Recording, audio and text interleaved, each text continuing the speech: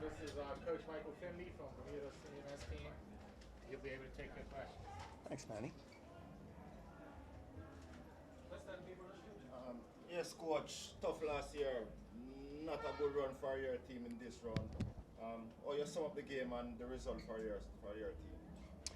Yeah, very disappointing. You know, we've struggled to put points on the board. Obviously, we've struggled to put the ball in the back of the net. But I also believe that there's been great growth in the program. To put ourselves in this final 12, it's something we need to celebrate. It's something we need to build upon. I mean, there's obvious scenarios that you can see, the speed, the athleticism. It's a whole different level for some of these players and where they play. And from that point of view, it's something they're going to be learning from, because I've said on numerous occasions, these are the games we want to be playing in. You know, where there's other teams playing in friendlies right now, we want Bermuda playing in meaningful matches, and we only can do that by playing teams like Jamaica and Curacao and Trinidad and Tobago and the Hondurases of CONCACAF. So yeah, grossly disappointed, but was pleased with our application in the first 20 minutes. Unfortunately, an own goal sort of took the wind out of our sails, as they say, and the rest is history. But I was incredibly impressed with our response in the second half. What was basically the ambition for this game? What were you hoping to achieve, and what's your takeaway after the final result you received? Well, you play international football at this level. Your ambition or your goal is to win, and we've tried to instill that in the group, that we're just not coming to be a participant. You know, we're coming to compete. We're coming to put our best foot forward. And if you don't have winning in your objectives, then you shouldn't be playing at this level. So that was our goal. At every match we've had in this final round, we'll have to reshape our goals and objectives moving forward. But it doesn't change in terms of what we as an organization, we as a team, we as a group of individuals and men want to do, and that's be successful. And the positive takeaway? I think the positive takeaway was our start, the application. I think the positive takeaway was the response we gave in the second half. It could have been very easily, teams collapse in those situations. You're playing against a very intense, passionate crowd. Obviously, Jamaica was looking to bounce back from Curacao, and they wanted to impress. So we were dealing with a lot of different scenarios, and scenarios that our players are going to learn from. Yes. Last two games now left qualifier. How do you prepare for those games, and speak about what it means for Bermuda to be here in the final round of CONCACAF qualifiers? Our preparation will continue the way it has, and that is we're trying to build the program. We're trying to give our players an opportunity to be competitive against teams such as I say, Jamaica's of the world.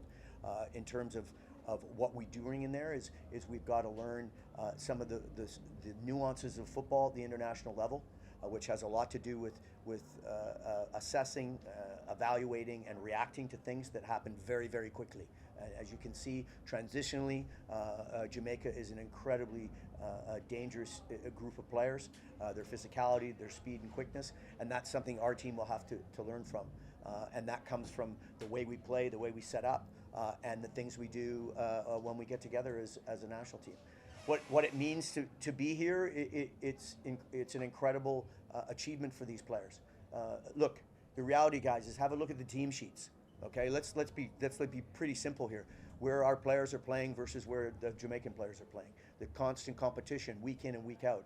For this group to be here, I have nothing but pride for their efforts. I just told them in the dressing room how much respect I have for them, that they didn't throw the towel in. As I said, it would have been very easy to step down and let Jamaica come at them. They got together tactically, they got together emotionally, and they fought hard. And from that point of view, I think it's an incredible journey that Bermuda is on at this moment in time. And we look forward to the 2 games in November. It's still our goal to put points on the board. It's still our goal to win games in the final round, because that will set us on a pathway that the next time we get together, we'll be playing in meaningful games. Because before you know it, it's Nations League and Gold Cup qualification. So we need to be prepared, and these are the games that we're learning. These are the games that we're competing. These are the games that we're growing. Yes? Yeah, I realized in the first 20 minutes, as you said, you guys were playing a bit, but it seemed as if for the rest of the game there were misplaced passes, a lot of loose possessions, and you guys lose the ball easily. I just think it's execution. I mean, we have set ourselves a plan and a game model. You look at our team. Our team physically is not as dominant as some of the other teams that we play in this region. So the way we have to compete is by controlling the tempo and by controlling the ball for large portions of the game. We have some very, very credible front threats that have caused problems for teams, but we haven't had the ability to execute. However, tonight, at times, we get dragged into a former way of playing, and we've gone direct, and that's not going to benefit us. And I think the players know that. And it's about spending more time competing against teams like that in the value in possession, but most importantly, that value has to come with an objective. So we'll continue to play because that is what we envision this team being able to do and why they were successful to get to this point of World Cup qualifying, which is the final round and 12 teams in CONCACAF. Yeah, and of course, the physicality, you mentioned that before. Clearly, a lot of the Jamaicans were, bigger and stronger, taller. How you felt from your vantage point that Bermuda dealt with that physicality? Well, I think, as I said, I just told them I have an utmost respect for them, that they competed. Nobody in this room, nobody in the dressing room, nobody in that stands can go home and say that Bermuda did not compete.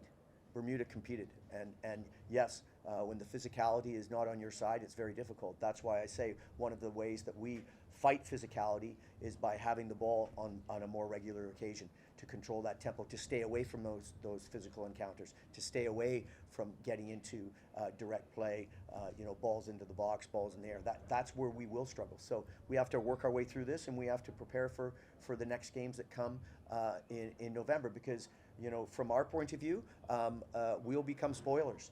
We could really, really upset some people in November by taking away their dream. And our goal will now be is not for us to necessarily dream for the World Cup, but to ruin other people's dreams. How do you keep the team motivated? Well, it's the job of the coach. It's the job of the coaching staff to provide them with a vision for them, to provide them with an ability to review their performances, to try and help them along to go to the next level. But motivation also is self-driven. That group of players has shown since I came in August 2023, the growth has been exponential as it relates to their belief system. And I think they'll bounce back. I have nothing, as I say, but respect for them. They're devastated in there. They're absolutely devastated. And that is a sign that they care. That is a sign that they want to be here all the time. And that is a sign that they have character. And we'll use that to motivate them. And as I say, come November, we're not just going to be the ones that show up. We're going to be the ones that are going to participate.